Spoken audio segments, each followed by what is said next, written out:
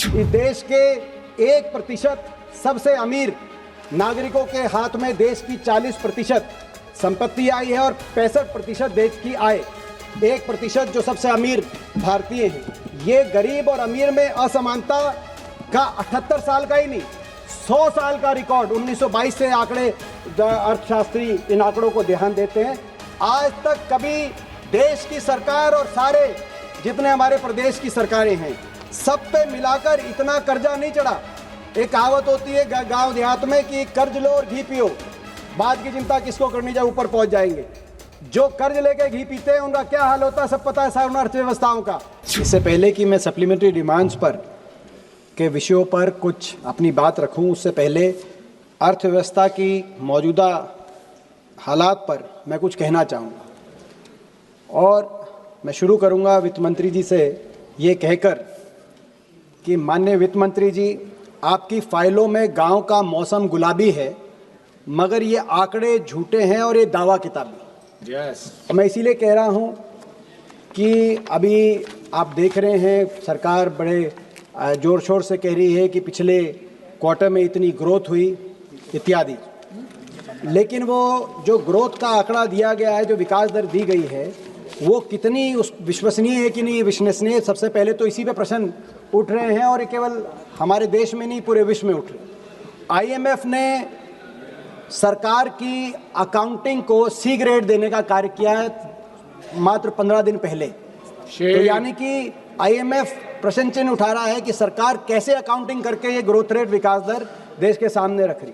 IMF ही नहीं, बहुत से देश के अर्थशास्त्रियों ने कई बार ये पॉइंट आउट किया जब से नई सीरीज आई है कि ये जो सीरीज है ये NSO national statistics organisation income growth के ऊपर आधार करके ग्रोथ रेट और विकास दर देश के सामने रखती है, जबकि होना चाहिए एक्सपेंडिचर ग्रोथ। अगर US कन्वेंशन देखें, अमेरिकी इकोनॉमी और बाकी कई अर्थव्यवस्थाओं में एक्सपेंडिचर ग्रोथ के हिसाब से होता है। अगर इस क्वार्टर भी एक्सपेंडिचर ग्रोथ के हिसाब से हम अपनी इकोनॉमी का ग्रोथ रेट देखें तो 6.1% होना चाहिए, लेकिन आपने बहरहाल दूसरी तरीके से इसको कैलकुलेट किया। और हम आपकी भी माने, आपके दिए हुए आंकड़े माने, नई सीरीज के भी आंकड़े माने, तो भी प्रश्न चिन्ह लगता है इस विकास दर पर कि एक तरफ यूपीए के 10 वर्ष में औसतन विकास दर 8.1% हमारी अर्थव्यवस्था की थी।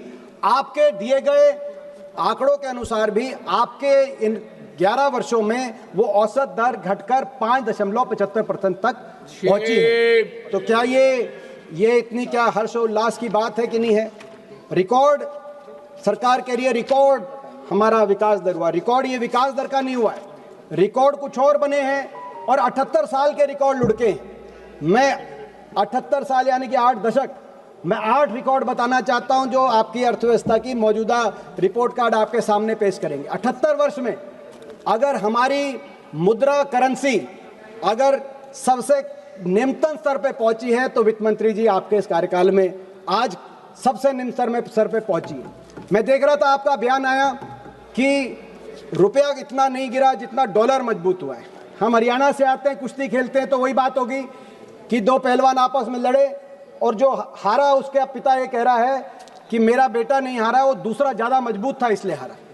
डॉलर मजबूत हुआ है, लेकिन मैं ये भी आपको बताऊं, एशिया की बाकी करेंसीज की तुलना में, बाकी सभी करेंसीज की आप तुलना करिए, इंडोनेशिया रुपया, फिलीपींस का पीसो, पूरे एशिया की आप बाकी करेंसीज की तुलना में वर्स्ट परफॉर्मिंग करेंसी आज रुपया आपके समय साबित हुआ है।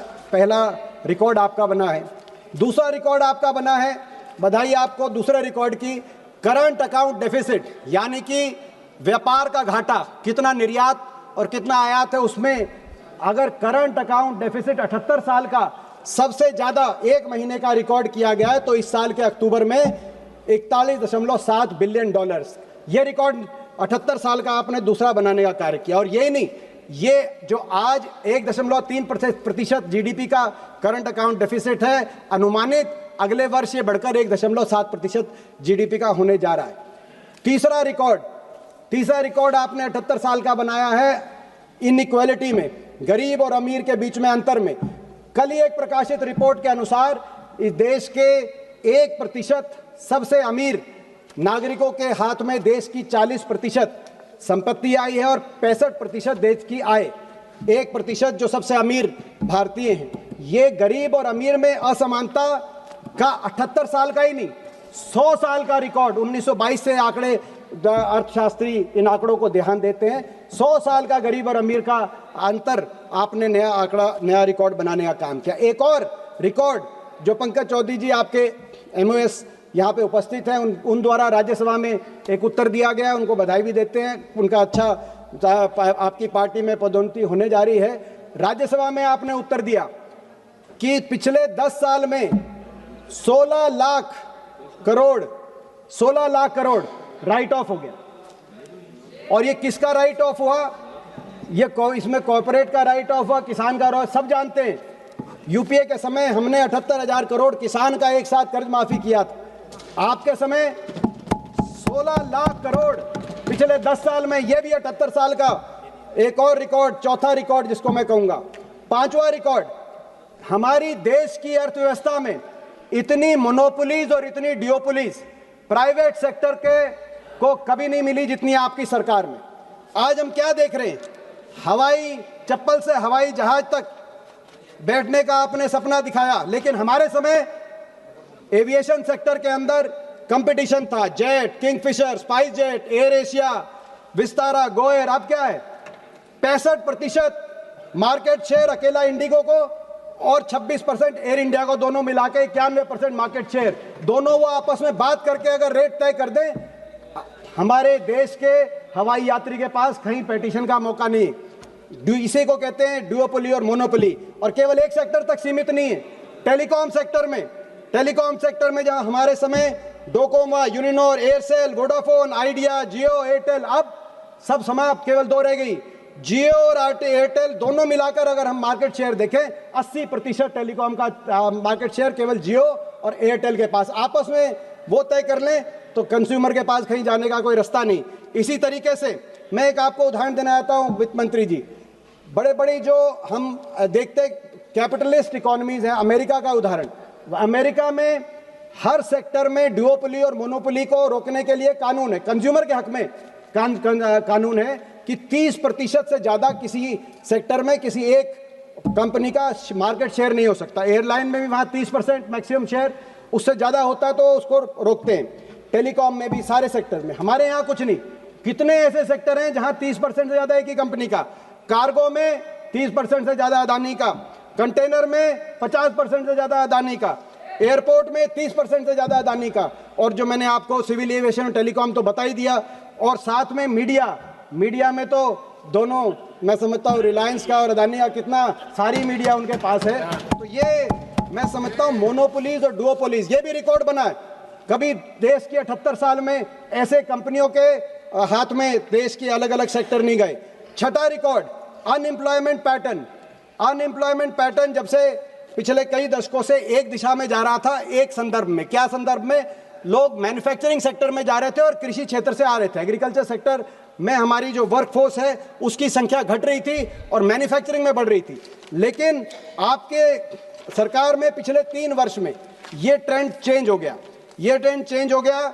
अगर पिछले 3 वर्ष में देखें तो मैन्युफैक्चरिंग सेक्टर में, जहां 2014 में यूपीए के टाइम में 12.8% लोग मैन्युफैक्चरिंग सेक्टर में काम करते थे, आज वो घटकर 11.5% ही मैन्युफैक्चरिंग सेक्टर में रह गए। और कृषि क्षेत्र के अंदर जो उस समय कृषि क्षेत्र में 42% 2014 में, आज वो बढ़कर 46% आ गए। यानी कि ये ट्रेंड बदल गया और लोग मैन्युफैक्चरिंग और सर्विस सेक्टर से वापस कृषि क्षेत्र के अंदर जो जा रहे हैं, ये मैं समझता हूँ बहुत चिंताजनक हमारे देश के लिए ये एक ट्रेंड है, जिसको जो मैन्युफैक्चरिंग सेक्टर को बढ़ाने देने की आप ये बात करते हैं। इसके बाद हमारा एम्प्लॉयमेंट सातवां रिकॉर्ड, 6 रिकॉर्ड मैंने बताए, 78 साल के जो रिकॉर्ड बनाए आपने। 7वां रिकॉर्ड, डेट।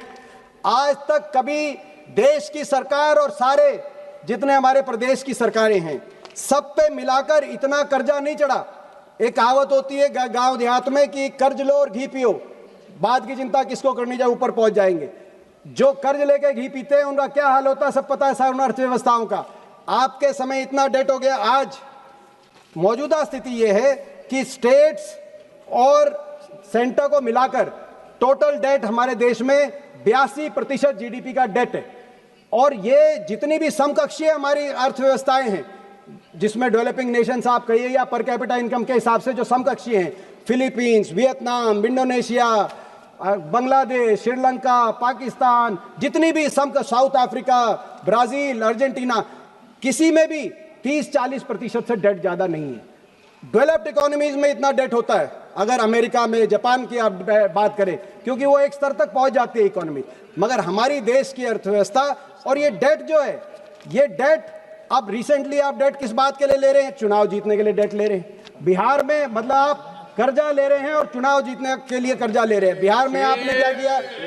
मैं हरियाणा का बताना चाहता हूं। हरियाणा के अंदर चुनाव से 2024 से एक साल पहले हरियाणा के अंदर कुल मिलाकर 8.6 लाख बीपीएल कार्ड थे।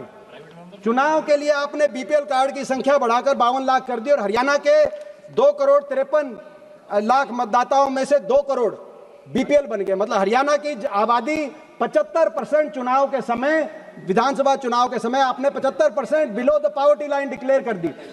4-5 महीने तक उनको राशन दिया, बीपीएल के सारी सुविधाएं दी और उसके बाद अब चुनाव के 1 साल के बाद आपने इनमें से आधे राशन कार्ड फिर काट दिए। तो ये ना तो इतनी आंधी से हरियाणा में गरीबी आई जैसे चुनाव से पहले आई और ना ही उसी रफ्तार से अमीरी आई। लेकिन चाहे वो हरियाणा का उदाहरण हो, चाहे बिहार में 10,000 देने की बात हो, आप कर्जा लिए जा रहे हैं, देश को कर्जे में आपने रिकॉर्ड बना दिया। और भाई इसी के साथ जो आपका 8वां ये कर्जे वाला 7वां रिकॉर्ड और 8वां रिकॉर्ड प्रदूषण।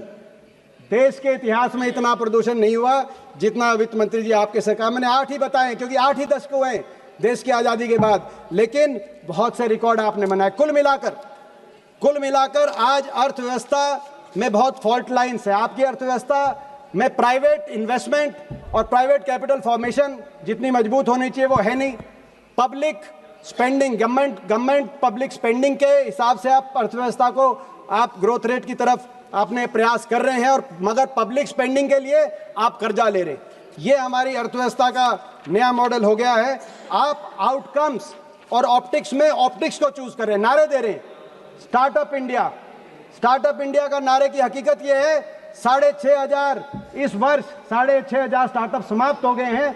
वो स्टार्टअप इंडिया नहीं, शट डाउन इंडिया हो गया है। आप नारा दे रहे हैं मेक इन इंडिया, मैन्युफैक्चरिंग में आपकी एम्प्लॉयमेंट घट रही है, मेक इन इंडिया नारा नहीं। आप जाके कोरिया में, वियतनाम में, चाइना में पूछिए जहां से प्रोडक्ट्स इंडियन मार्केट में आ रहे हैं, मेड फॉर इंडिया का नारा चल रहा है, जो आप मेक इन इंडिया नहीं। तो ये मैं समझता हूं कि हमारी अर्थव्यवस्था की स्थिति जो है वो उसी तरह की है जो नोटबंदी के समय जब आपने किया, उसके बाद से हकीकत को इस तरीके से मैं कह सकता हूं कि कोई नौसिखिया, मैकेनिक या मिस्त्री अगर कोई मोटर खोल दे मगर मोटर खोलने के बाद उसे बांधना ना आए, वो स्थिति आज अर्थव्यवस्था की दिखाई दे रही है। देश की अर्थव्यवस्था अनर्थ व्यवस्था की तरफ बढ़ गई है, ये वित्त मंत्री जी हमारा मानना है।